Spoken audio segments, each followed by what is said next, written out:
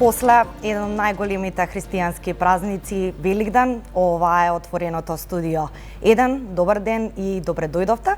Следниве 3 дена во студиото ќе се дружите со мене и мојата колешка Елена Милошевска, но најпрво секако да ви го честитаме Великден за многу години и Христос воскресна.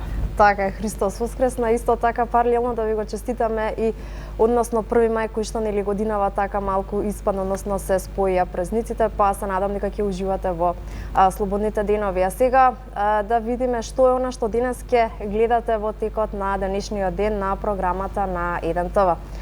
Најпрвен во овие половина час во ова женско друштво со мене и со Јана, како што веќе споменавме дека ќе се дружиме овие 3 дена, ќе погледнеме накратко во однос на тоа кои беа гости во отворено студио 1 периодов, односно изминатиот викенд, а исто така ќе се посетиме и на делот прилозите кои што тематски ги обработија нашите колеги. Потоа по завршувањето на првиот блок отворено студио 1 секако следуваат вестите, а потоа следува повторно отворено студио 1 во 15 часот и 20 минути и овој пат на вистина една интересна тема имаме, односно тоа дека на 4 мај Скопје ќе бие во ритмот на Визер Скопскиот маратон, а токму на оваа тема ќе ни гостува, односно ќе разговараме со Кире Синодиновски, организаторот на Скопски маратон. Следуваат потоа вестите со колешката Елена Джугуманова и секако веќе добро познатото кулинарско шоу Маја готви. По завршувањето на ова кулинарско шоу се враќаме повторно во отвореното студио 1, трет блок во 17 часот, а ќе разговараме на тема кој е духовното значење на Великден. Наш гостин ќе биде новинарот Душко Кралевски, кој што долги години се занимава со оваа тематика, односно религијата и верските обичаи. Потоа следува блокот на забавни емисии, тука е музичкото шоу Талент шоу, Звезда број 1, ексклузив со Нина и Стефан, исто така потоа студио, веќе добро познатото студио Мода со Сергеј Варошлија, па продолжува отвореното студио 1 во вечерашниот термин, добро веќе познат во 19 часот и 20 минути, потоа следува и авторската емисија, односно се извинувам, први дневникот во 20 часот, а по завршувањето на дневникот авторската емисија со Анета Кочишки, гостин ќе биде вице-премиерката и министерката за одбрана Радмила Шекеринска. Потоа продолжува отвореното студио 1 и секако денешниот ден го заокружуваме со вестите во 22 часот и 50 минути. Така е, еве во еден здив, Елена ве информираше накратко што се ќе содржи ово отворено студио 1. Се надеваме дека ќе го задржиме вашето внимание и како и секогаш преферираме да биде шаренолико, со што ќе се убедите и сами. И секако и очекувано, како што споменавме на прв ден после Великден, ќе посветиме одредени теми на овој голем празник. И секако ќе стартуваме со еден дел од отвореното студио во петокот, кој што го водеа колегите Антонио Крстевски и Владко Чаловски. Гостин им беше професорот Цане Мојановски и онаа тематика каква е улогата на религијата во денешното општество. Мојановски дискутираше со колегите на многу теми, секако и она што ни предстои, односно е во фокусот доаѓањето на јавената посета на папата Франциск на 7 мај, па да слушнеме во продолжение делот неговите ставови. Ако наблюдувате оваа институција во глобални рамки, тогаш станува збор за еден субјект кој се наоѓа во значителен број на земји, кој има исклучително значаен број верници во светот и за една положба од аспект на религиската организација која е особено моќна. Ако во православието најмоќен по однос на верништвото, економската и друга моќ ви е патриархот на Руската православна црква, во западното христијанство или во католичката вероисповед ви е папата несомнено таква централна личност. Од друга страна, ако имате предвид дека тоа е единствена верска организација во светот која покрај ова духовната страна има и световна, има држава која се нарекува Ватикан, во која што повторно на чело на таа држава се наоѓа апостолскиот водач или неговата светост папата. тогаш станува збор за две димензии кои кога ќе ги вагате во општите политички, ако сакате и меѓучовечки и општествени односи, добива особено значење. Да. Исто така, ако имате предвид дека Римокатоличката црква и папата, без разлика кој поединец се наоѓа на чело на Римокатоличката црква, има посебен однос или има изградена традиција на заедничко чествување или отварање на вратите на Ватикан за представниците на македонската држава и македонската православна црква, за чествувањето на Свети Кирил. И ако имате предвид дека Свети Кирил и Свети Бенедикт од страна на папата се прогласени за столбови на Европа и европската цивилизација. Значи, ние во подтекстот на неговата посета имаме посетител кој значи дека доаѓа во земја од која што потекнува еден од столбовите на европската култура. Тоа е Свети Кирил. И ние секој 24 мај, секоја година, една државна и црковна делегација оди на поклонение од 1979 година наваму во Рим. Да. На моштите на Свети Кирил. Нашата државна и црковна делегација секоја година има аудиенција или примана од страна на папата. Има исклучително висока положба во протоколот на таа држава и на таа црковна организација. Но исто така, ако имате предвид дека во фазата кога Република Македонија беше примена во Обединетите нации со привремената референца и кога на Република Македонија и беше особено важно нејзиниот прием во Обединетите нации и поддршката од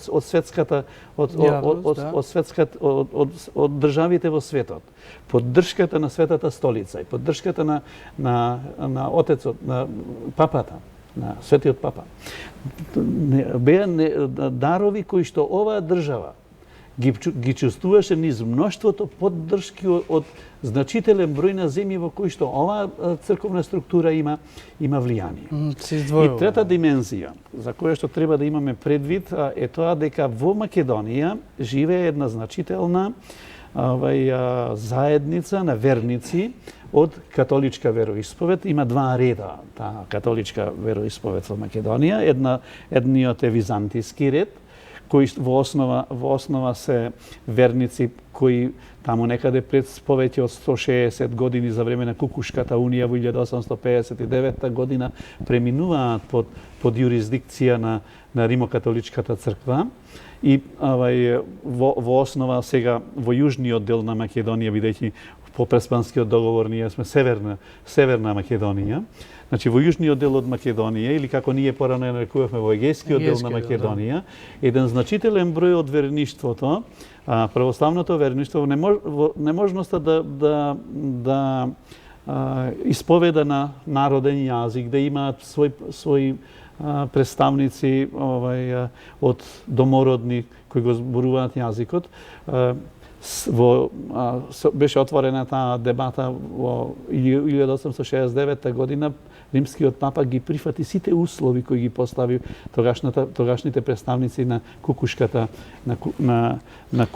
заедница и премина во унијатство. Таа унијатска заедница, која во рамките на Католичката црква се нарекува византиски ред, е значително бројна во Македонија. Добро, да, ама и од тој аспект, значи има и верска димензија, таа верска димензија тука се изразува и неговото доаѓање ќе значи не само поддршка на верниците католици од византиски и од латински ред кои што постојат во нашава земја, туку ќе значи и поддршка и на сите христијански вредности кои живеат и битисуваат и други пошироки, ако сакате, вредности кои се својствени на религијата, а се поврзани со добролюбието, со човеколюбието, со солидарноста и така натаму. И ќе значи силна подкрепа на тие морални вредности на оваа заедница, зашто ние колку и да се лутиме во Македонија за одделни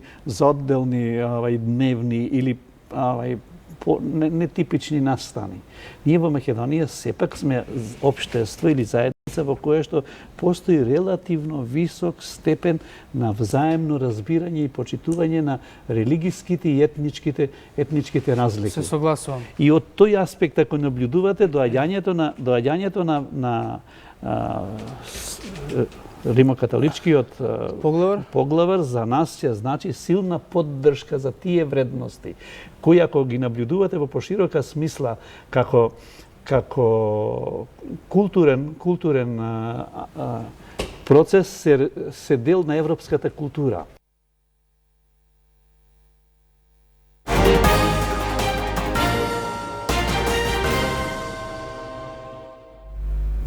Така, великденските пости завршија Елена. Така, вчера верувам во сите домови имало богата трпеза, така, великденска трпеза, но оно што е исто така многу важно е што препорачуваат лекарите.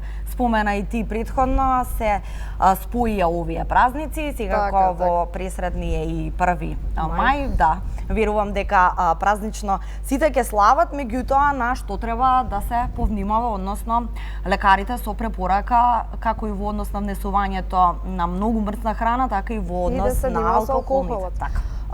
Тоа е интересно дека всушност освен што треба да се внимава со храната како што препорачуваат лекарите и со алкохолот, викендов итната медицинска служба извршила над 70 интервенции и пред се најголем дел биле хронично болни лица, а исто така имало и неколку сообраќајни незгоди. Не за не должам многу повеќе детали има колешката Андреа Чобанова која што го подготви прилогот на оваа тема. Лекарите со препораки до граѓаните, поголемиот и тежок 40-дневен пост за Великден, да бидат особено внимателни со храната и прејадувањето. Треба да се внимава со мрсната храна, јајцата и алкохолот, советува доктор Василаки Карабашев од итната медицинска помош. Препораките во однос на празниците. Оние граѓани што се наоѓаат на излетнички места, треба се да внимаваат на две состојби. Прво да не се прејадуваат, да бидат умерени во исхраната, а посебно оние граѓани кои што тргуваат моторни возила, значи да не консумираат алкохол заради состојбите кои може да бидат последица од консумирањето на алкохол, сообраќајќи и посериозни повреди. За останатите граѓани кои што веќе постеле 40 на дена е постот, така да внимаваат пред се исто во однос на исхраната.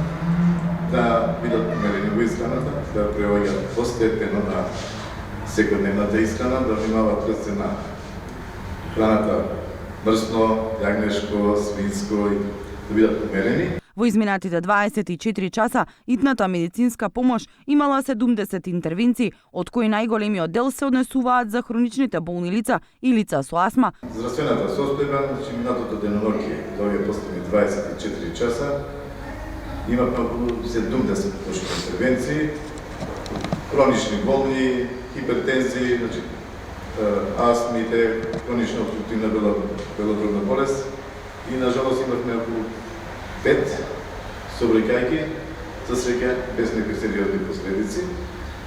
Од друго, да кажам, за минатото деноноќе помина релативно добро. Великденските јајца, кои се и главната символика на празникот Великден, според стручните лица, може да се јадат 7 дена, но само ако се чуваат во фрижидер. Ако стојат на собна температура, не можат да се јадат цела недела. Ете, Елена, ги слушнавме и препораките на лекарите и епилогот всушност од викендов од колишката Андреа Чобанова, а освен препораките од лекарите и секако она што си честитаа всушност граѓаните по повод Великден, се јавија и политичарите кои што имавме и во отворената програма овој викенд и во отвореното студио. Еден да погледнеме дел од нивните ставови во црковните храмови, секако испратија и од државниот врв и од опозицијата честитки по повод еден од најголемите празници Великден. Па исто така во продолжение предлагам да ги слушнеме нивните честитки, иако беа од вчера, а ги има во прилогот на колешката Весна Вилкова Тодоревска. Мир, здравје, радост, љубов, сплотеност им посакаа политичарите на македонските граѓани со православна вероисповед по повод најголемиот христијански празник Великден. Председателот Иванов со семејството присуствуваше на великденската воскресна литургија во храмот Свети Наум во Охрид. Посакувам во текот на целата година сите граѓани на Република Македонија да бидат сплотени, да бидат заедно и да се соочуваат и да ги препродуваат сите предизвици со кои ги имат во животот. Заев вчера вечер со семејството Христовото воскресение го дочека во црквата Свети Григорий Палама и Димитри во Струмица. Великден ни дава сила и надеж да се сплотиме и да бидеме на една страна на правдата, порача Заев. Воскресението Христово ја символизира победата на животот над смртта и ја дава силата за надежта за излез од сите тешки ситуации со кои што се соочуваме сите ние граѓаните. Верувам дека овој празник ни донесе мир на сите, благосостојба на сите, меѓусебно почитување и секако ја користам приликата да им честитам на сите христијански верници Христовото воскресение како најголем празник кој што го славиме христијаните. И председателските кандидати со празнични честитки до граѓаните. Пендаровски со семејството на првиот ден Великден беше во Бигорскиот манастир. Честит Великден на сите граѓани, верници што го празнуваат овој голем верски празник. Великден или Воскресението Христово ја символизира победата на животот над смртта, на повторното раѓање на надежта, на вербата. Посакувам празникот да го поминете во мир, во среќа и благосостојба. Повикувам на обединување, да си подадеме рака, да се обединиме околу човековите вредности и да продолжиме заедно напред. За многу години. Силјановска Давкова, прв ден Великден, во друштво на лидерот на ВМРО ДПМН Мицкоски, го посети соборниот храм Свети Климент Охридски во Скопје. Како вели владиката, возоблюбено се чувствуваме, тогаш треба и дел од нас да ставиме во она што се вели чест, радост, вечен живот и јас така се чувствувам денеска. Многу здравје, среќа, љубов, берекет за нивните семејства, да се радуваат, да празнуваат, се разбира, да бидат задоволни тоа што го прават и на крај да си ја сакаат татковината Република Македонија. Министерката за одбрана Шетеринска со желби за напредок на државата. Великден е празник кој што не подсетува дека има нешто што е посилно дури и од смртта. Дека добрата мисла, дека доброто дело може навистина да има долгорочни позитивни последици. Затоа денеска сме тука и на овој голем празник да го прославиме заедно со многу наши граѓани и да порачаме Христос воскресна. Со пораки за здравје и беритет, спокој и зацврстување на духот на заедништвото, најголемиот христијански празник на граѓаните им го честитаа и градоначалници и невладини организации. Слушнавме дел од пораките на политичарите кои што всушност ги упатија до граѓаните во однос на еден од најголемите христијански празници Великден, најнаку денес во студио 1 сомени со Јана го имаме и нашиот колега Славчо Поповски. Здраво Славчо, добро ни дојди денеска. Вака, она што веќе познато е дека нели годинава Великден се спои со 1 мај, поголем дел од граѓаните се надвор од Скопје, некои надвор од земјава. Видовме викендов како беше времето, но еве што не очекува за време на 1 мај со оглед на тоа дека луѓето најверојатно ќе го поминат тој ден отворено. Најпрви нека ние за многу години најголемиот христијански празник Христос воскресе. И на граѓаните им посакувам многу здравје, среќа и љубов, секако. Инаку, за време на изминатиот викенд, односно во саботата, како што веќе беше најавено, над нашата територија од запад помина доста нестабилна воздушна маса, која на многу места услови пороен дожд, грмежи и засилен ветер, додека во Скопскиот, Прилепскиот, Крушевскиот, како и во Кавадаречкиот регион процесите беа и нешто поинтензивни, во форма на невреме, проследени со поинтензивни врнежи од град. Па што се однесува до времето во стекот на оваа недела, очекуваме нешто посвежо време. За 1 мај да напоменеме дека утрото ќе биде релативно студено со минимални температури од 0 до 8, значи очекуваме насекаде да се спуштат околу 5 степени, што е значително постудено, додека на повисоките места очекуваме значи, истите доколку да надвор се прават скара луѓето се облечат по поубаво. На повисоките места очекувам истите да се спуштат и под нулата, па така доколку одат граѓаните значи во планина да се облечат потопло, особено во утринските часови. Додека пак во текот на денот очекуваме сончево време со умерена облачност.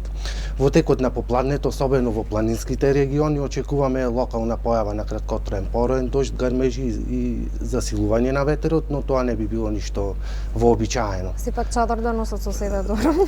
Секако тоа. Ова се информации, Славчо, за 1 мај За 1 конкретно, мај, така, меѓутоа дали ваквото нестабилно време ќе продолжи да речеме во теков на целава недела? Бидејќи оно што го спомена, иако заболја на вистината и во ова отворено студио што минатата недела најави дека ќе има и викендов нестабилно време, но сепак бевме почестени со доза сонце и убави денови. За 1 мај веќе не информираше во глобала нестабилно време, но како ќе биде еве да речеме до следнава недела, вклучително и викендот.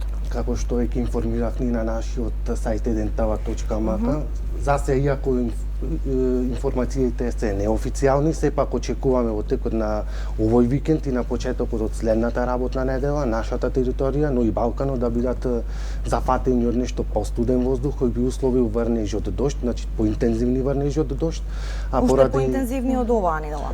Да, поради наглото заладување и поголемото очекуваме на повисоките места и на планините врнежи, па дури и од снег и формирање на снежна покривка. А дали тоа значи дека ќе имаме и нестабилен мај како месец, иако го очекуваме сигурно топлото време, но согласно ова што го кажуваш, доста ниски и невообичаени температури за мај. Претежно врнежлива беше изминатиот месец. Така, точно, да.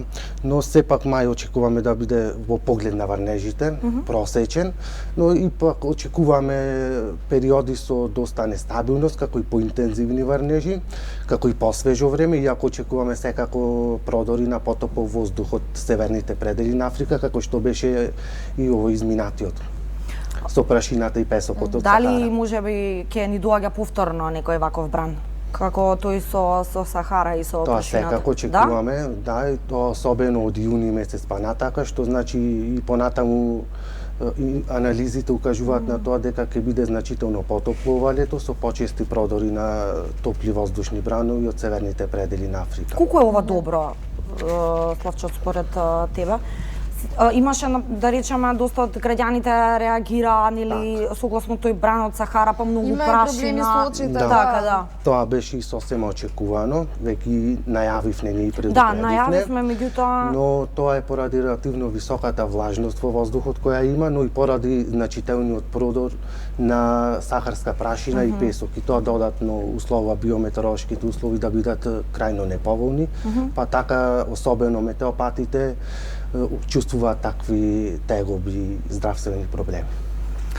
Добро, во глобала да се надеваме ете како што кажа и ти дека предстојниве денови, иако нестабилно, ќе имаме барем топло. Сепак имаме сончеви периоди и релативно топло преку ден, да.